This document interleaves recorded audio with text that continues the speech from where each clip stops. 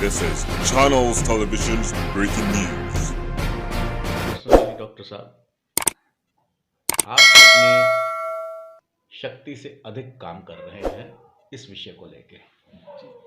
तो जो लोग भी देख रहे हैं, मेरा ये उनसे अनुरोध है कि इस चैनल को सब्सक्राइब करें और ज़्यादा से ज़्यादा लोगों को कहें कि इसको देखिए, क्योंकि ऐसे ही हम एक दूसरे को बढ़ावा दे सकते हैं। नमस्कार हिंदुस्तान प्रथम झलक में आप सभी का स्वागत है। आज हम फिर से आए हैं अपना पार्ट 2 लेकर।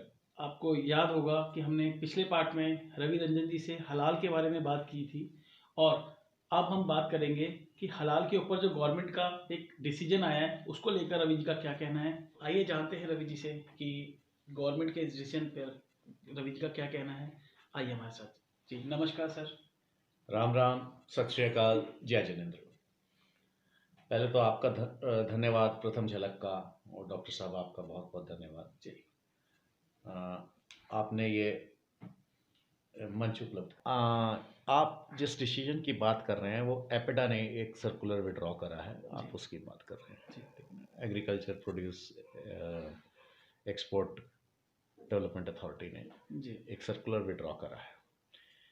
ये सर्कुलर जो है ये एक्स्ट्रा कॉन्स्टिट्यूशनल था, ये कानून से ऊपर था, जिसमें ये कहा गया था जो भारत के संविधान की उल्लंघना करता था, जिसमें एक क्लॉज ये था कि भारत से केवल और केवल जो रेड मीट है, जो मीट मतलब मोस्टली जो है वो हलाल का एक्सपोर्ट होगा। अब इसमें हमारे पास दो तरह के बायर्स थे।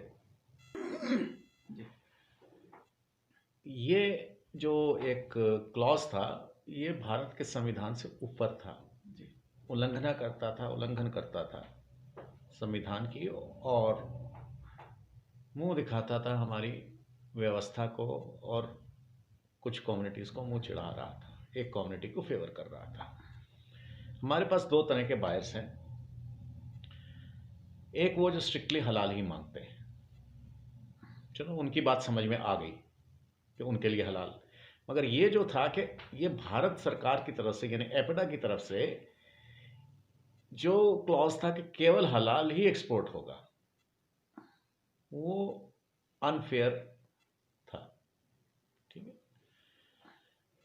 भाई, क्यों? जब आपसे बायर नहीं मांग रहा, जैसे वियतनाम है और बहुत से कंट्रीज है जो हमसे मांस खरीदते थे, चाइना भी हो गया। चाइना से शायद सीधा नहीं था, वो वियतनाम के थ्रू फ्रिल करके करते थे। चाइना भी था, मगर बहुत सारा मीट वियतनाम के थ्रू बहुत कंट्रीज को जाता है। ये जिसके थ्रू भी जाता वो यहाँ पे इंपॉर्टेंट नहीं है। जब बायर नहीं मांग रहा तो हम ये कंडीशन क्यों लाद रहे हैं अपने एक्सपोर्टर्स पे कि आप ये करेंगे? यानी हम इस्लामिक काइंड ऑफ मीट को, इस्लामिक इकोनॉमी को प्रमोट कर रहे थे इस एक इलीगल क्लॉज की वजह से, और ये क्लॉज हटा है तो ये उपलब्धि तो है मत, पर ये इतनी उपलब्धि है कि आप जो मेरे से गलत हो रहा था, आप या कोई किसी को मार रहा था तो उसने मारना बंद करा है। अभी इसका कोई रिवर्सल या अब इसके ऊपर और चीज़ें देखनी है कि इतना जो लॉस हुआ इसके लिए फिक्स करनी है रिस्पॉन्सिबिलिटी, ये किसकी है। एक कोई बहुत बड़े पॉलिटिशियन थे जिनका अपना मीट का कारोबार है, नाम उनका हिंदुओं जैसा है, लोग अक्सर उन्हें करप्शन सिंबल या कुछ इस तरह के नाम से बुलाते हैं। तो ये उसमें इनका बड़ा रोल था और बहुत लोगों का रोल रहा। तो ये तो एक स्टेप हुआ है, बेबी स्टेप हुआ है, इससे आगे बहुत कुछ होगा। और हमारे पहले वीडियो में और आज में 2-3 और चीज़ें हुई हैं। जैसे association of churches of Kerala ने क्रिश्चियंस को अपील करी है कि वो हलाल ना लें। ठीक है, ये एक बहुत अच्छा स्टेप है। बेल्जियम में हलाल मीट बैन हुआ है, हालांकि वहाँ हलाल कोशर दोनों बैन हुए हैं।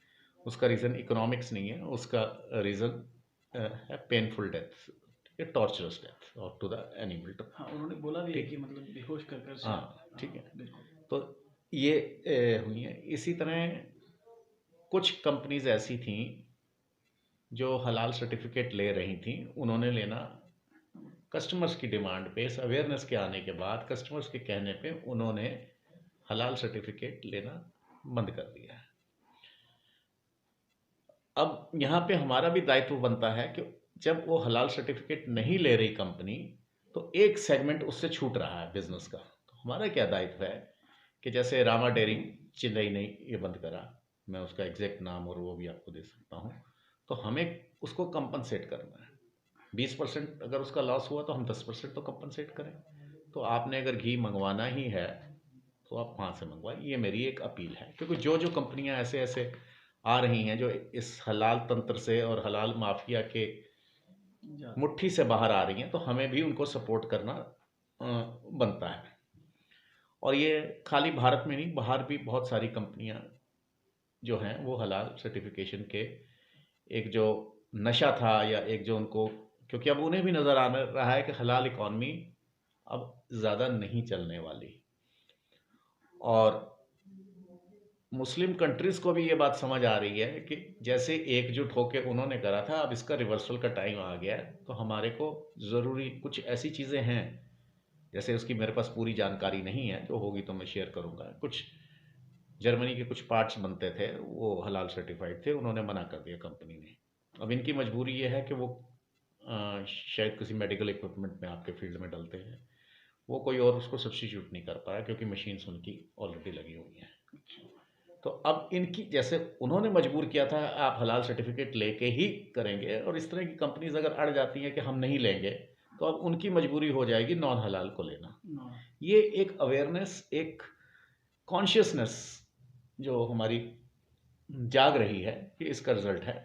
और जो हलाल तंत्र और हलाल माफिया है, अब ये इसके मतलब काउंट डाउन जिसे कहते हैं शुरू हो गया, उल्टी गिनती इनकी शुरू हो गई है। ठीक है, उसके बाद ये अपने लिए काटेंगे फाटेंगे या जो भी करेंगे अपने तक है, मगर ऑलमोस्ट 85% बिजनेस जो हलाल इकोनॉमी का है वो वापस बैक टू ह्यूमन, मतलब हलालोनॉमिक्स टू ह्यूमनॉमिक्स वो आ जाएगा।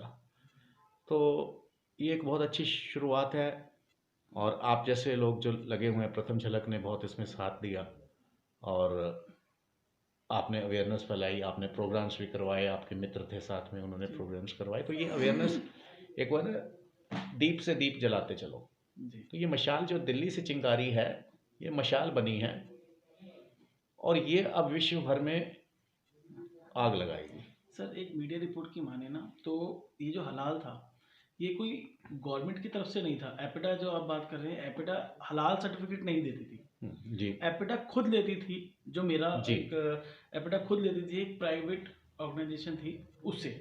नहीं, इसमें थोड़ा ऐसे था कि उन्होंने एक मैंडेटरी कंडीशन लगाई हुई थी कि हलाल सर्टिफाइड मीट ही एक्सपोर्ट होगा। लेकिन वो प्राइवेट, हाँ, वो किसी से भी ले, मतलब वो एपिडा का काम नहीं था ये, ना वो करती थी, मगर वो जो कंडीशन थी वो इलीगल कंडीशन थी। एपिडा को भी लेना पड़ता था शायद। नहीं नहीं, ऐसा कुछ नहीं था, एपिडा को लेना पड़ेगा। वो तो एपिडा को एक तरह से, ये अगर हम उसको एक्सट्रीम उसमें पढ़ें, तो एपिडा को सर्टिफाई करना पड़ेगा या गारंटी देनी पड़ेगी कि ये हलाल है। यहाँ तक तो बात समझ आती है, मगर उन कंट्रीज़ के लिए जो हलाल मांगती हैं, अब कुवैत या इराक तो ये नहीं कहेगा कि आप वियतनाम को ये बेचो और वो ना बेचो, वो अपनी बात करते हैं कि हमारे को ये नहीं चाहिए। वहाँ तक बात समझ आती है, ठीक है।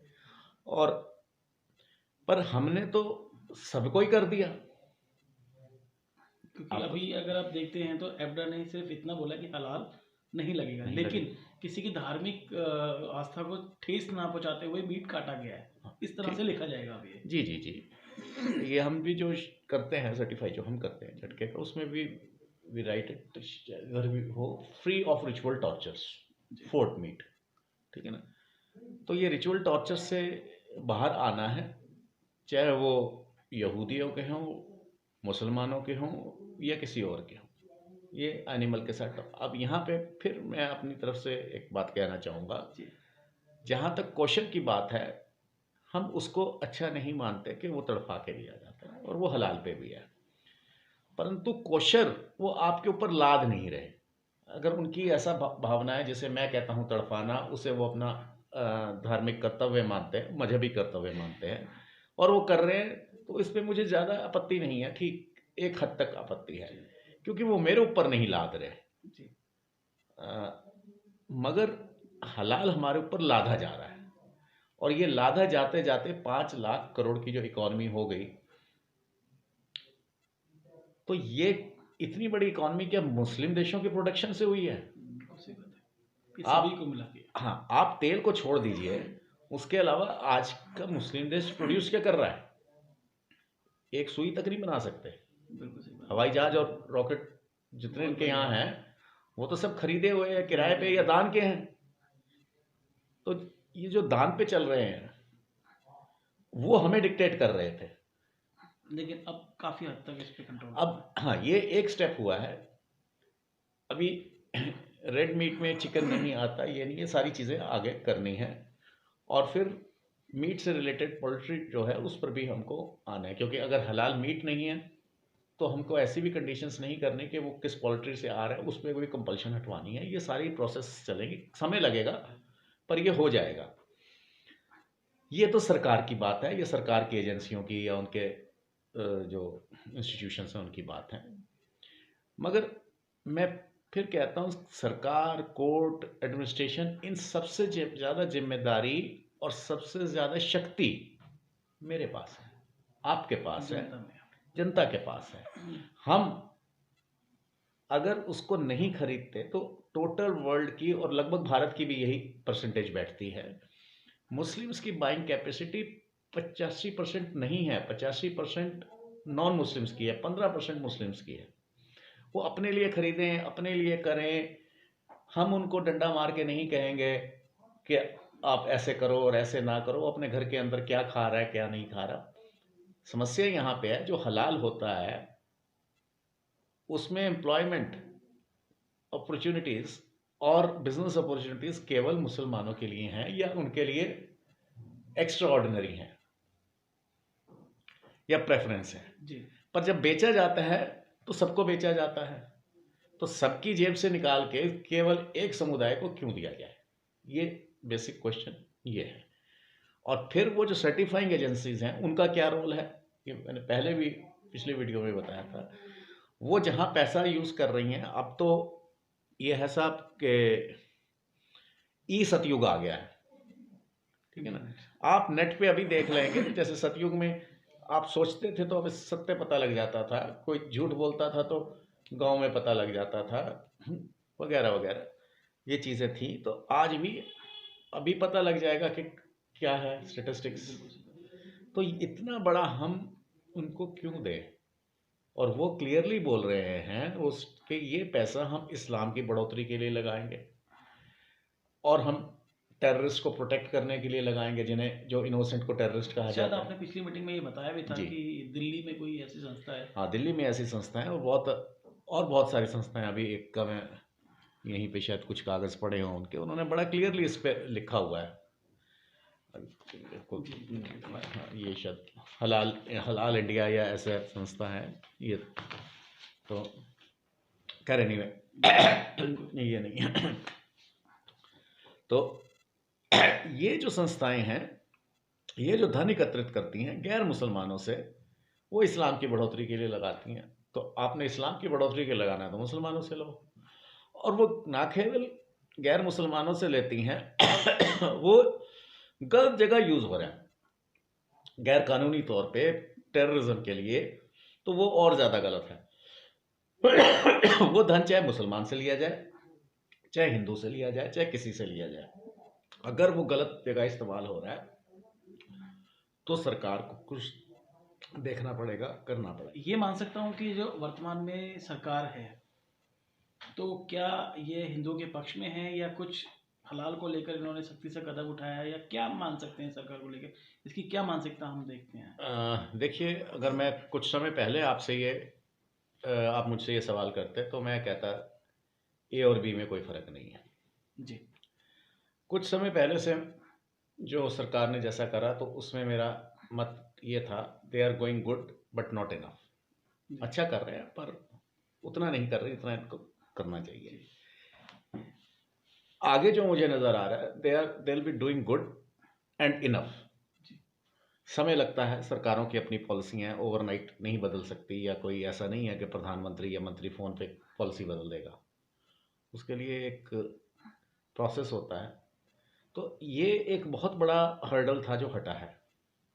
आगे और हर्डल्स हटेंगे और फिर अंकुश सरकार नहीं लगा सकती हलाल पे। वो कहता है मैं अपने लिए लेता हूँ, मेरे को ऐसा ही खाना है, मेरा धार्मिक आस्था है, सॉरी मजहबी आस्था है, और उसके खाने से ज़्यादा उसको समझाना, उसको उससे लाठी बंदूक या किसी और तरह से तंग करना ये उचित नहीं है। हम अपने लिए क्या खाएंगे हमको ये देखना है।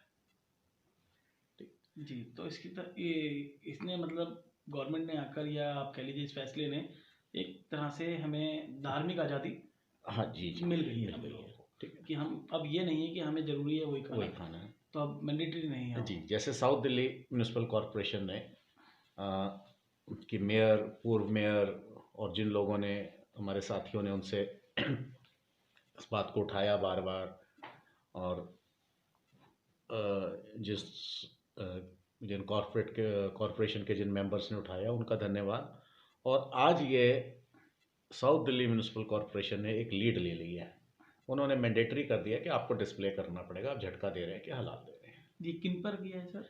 ऑल रेस्टोरेंट्स, अच्छा, ढाबाज, 5 स्टार, कैटरिंग एजेंसीज, इन सबको ये करना पड़ेगा। स्लॉटर शॉप वगैरह का? स्लॉटर हाउस तो पहले ही आइडेंटिफाइड है, हालांकि उसमें बेईमानी हो जाए वो एक अलग चीज़ है, जी, मगर वो पहले ही आइडेंटिफाइड है। ये हलाल का है कि झटके का है। अच्छा, बूचर शॉप के ऊपर भी लिखा होता है, मैंडेटरी है, मगर बूचर शॉप से तो सब नहीं खरीद के, जो रेस्टोरेंट में खाया जा रहा है वो कहाँ से ला रहा है ये मैंडेटरी नहीं था बताना, अब हो गया। अब हो गया है। तो बहुत से लोगों को ध्यान ही नहीं था कि झटका क्या होता है, हम भूल चुके थे। अभी मैं आपको एक ये बता रहा हूँ, ये अगर आप उसको आप देख सकें,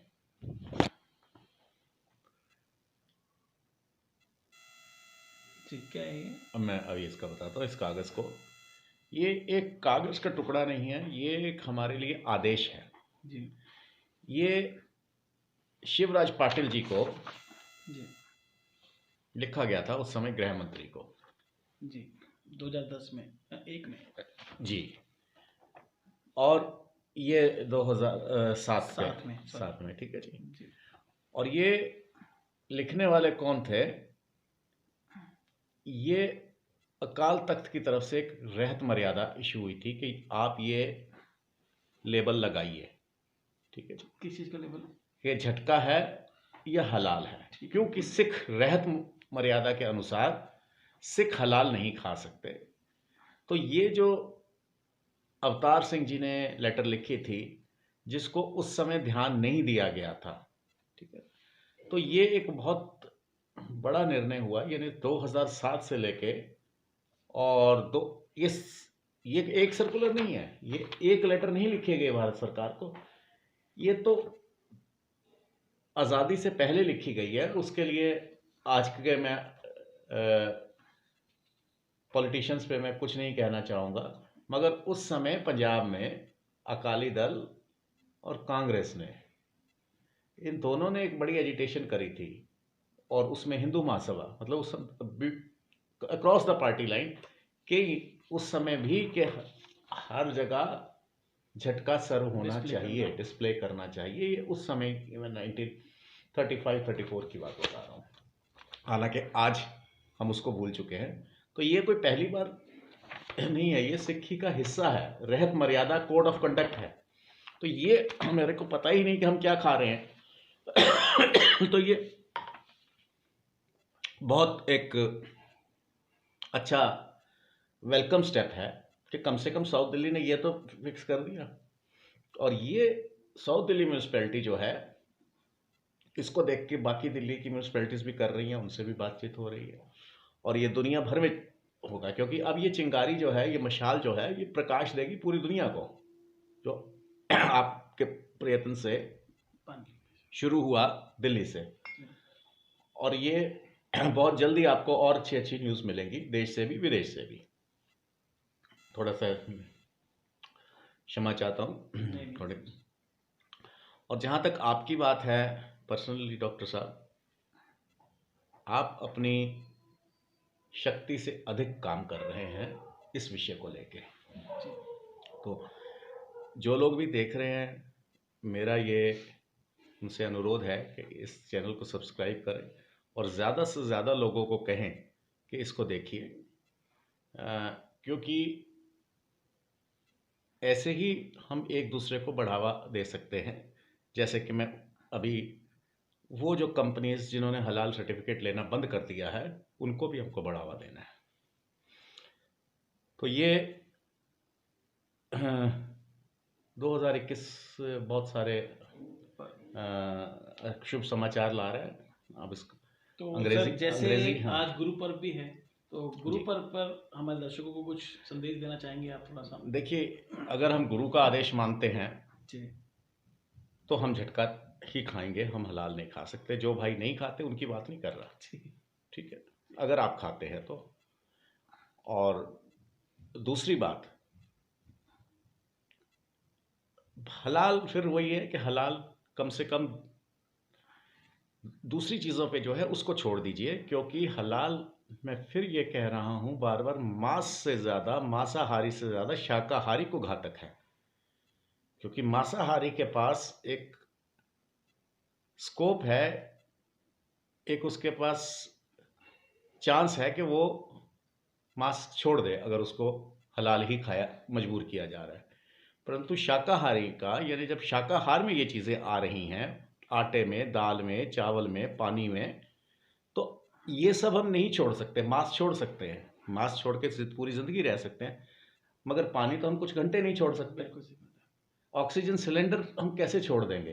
तो ये शाकाहार या मांसाहार का मसला नहीं है। प्रॉब्लम यहाँ पे हलालोनॉमिक्स की है, हलाल से हलालोनॉमिक्स और हलाल माफिया की है, जो हमारे तंत्र को, हमारी अर्थव्यवस्था को निचोड़ रहे हैं। जी, आपने देखा कि किस तरह से रवि जी ने अपनी बात रखी, और जहाँ तक है कि जैसे रवि जी का पहले कहना था कि गवर्नमेंट जॉब थी या है अभी भी, वो ए और बी में कोई फ़र्क नहीं था, लेकिन इस फैसले के बाद थोड़ा सा माइंड सेटअप चेंज हुआ है, और इस फैसले को रवि जी ने, इस फैसले का स्वागत भी किया है, और आगे भी अपील की है कि इस तरह से मतलब कोई भी डिसीजन आता है तो हम उसके साथ खड़े हैं। तो धन्यवाद आप सभी का इस वीडियो को देखने के लिए, और आगे जुड़े रहिए हमारे साथ प्रथम झलक के साथ। प्लीज़ सब्सक्राइब करिएगा हमारे चैनल। धन्यवाद। कौन सी मीडिया से? नेशनल न्यूज़ से हूँ, कौन से? ब्रॉडकास्ट में। और कौन दिखाना अपना? दिखाओ। अरे यार वो जो हम दिखाओ ना एक बार। अरे यार ऊपर जाओ, पता कर लो जाके, निर्मल जैन से पता कर लो, सबसे पता कर लो। निर्मल जैन क्या करेगा इसमें? हाँ, सबसे पता कर लो जाके। इसमें निर्मल जैन क्या करेगा? नहीं वो क्या नहीं करेगा, वो मुझे मालूम है क्या करेगा। क्या करेगा निर्मल जैन, बता इसमें। नहीं मतलब क्या आप लोग बनवाओगे ऐसे 5 से 6 मंजिल? हम बिल्कुल बनवाएंगे। और बनवाओगे रोके तो कैसे बनवाओगे? लीगल मैप वगैरह बनवा के बनवाओगे या वैसे हम बनवाओगे? जैसे चाहेंगे वैसे बनवाएंगे। मतलब ये आप फ्री हैं? बिल्कुल फ्री है। आपका एमसीडी बिल्कुल फ्री कर रखा है? बिल्कुल फ्री रखा है। पक्का? पक्का। सोच लो भाटी साहब। अब सोच लिया, सोच समझ के बोल रहा हूँ। तुम इतनी बड़ी बड़ी बातें कर रहे हो, इतना बड़ा तो डीसी हमारे सामने नहीं बोलता, इतना तुम बोल रहे हो। अरे डीसी आपके सामने नहीं बोलता ना, नहीं बोलता भाई। इतनी बड़ी बात है। हाँ, कर लो रिकॉर्डिंग। है नहीं हमारा रिकॉर्डिंग, क्या करेंगे तो हमें गलती हो गई, रिकॉर्डिंग हम चालू कर देते, लेकिन हमने तो हैं क्या चीज़ आपके साथ तुम्हारे स्टाफ का नहीं यार, ये हमारे स्टाफ का ही है। यार ढोलक साहब वाला काम मत करो, चलो मत करो यार, ढोलक साहब बंद कर दो यार, ये सब चीज़ें बंद कर दो। भाई साहब नहीं बंद होंगी, ये तो चलती रहेंगी कंटिन्यू, आपके कहने से कभी बंद ही नहीं होगा। नहीं होगा भैया, हमारा काम आप थोड़ी रोक लोगे यार। ऐसा नहीं, ना हमारी कलम रोक लोगे, ना हमारा कलम को तो कहीं नहीं यार, कोई बहन का लड़का मैं खबर करेगा, बस करेगा खबर। हाँ मेरे साथ देखो जरा, मोटरसाइकिल करेगा खबर, हाँ सबसे खबर। क्या कौन सी कलम करवाएगा? एकदम कौन सी कलम करवाएगा? तेरे कहने से करेंगे, अपने आप करवाएंगे, हम अपने आप करेंगे ना, हमें जो करना है। बन रहा पत्रकार यार। हाँ एकदम तो चल कर सकते हैं खबर। अरे हम बनेंगे पत्रकार, और हैं पत्रकार। पत्रकार फर्जी सर्जी कहीं समझ रखा होगा, इतना खोल के जो बात कर रहा है, और हमें पता है हमें कितने फर्जी। भाई बाहर निकालो इनको, साइड में जाओ, चलो भैया आप भी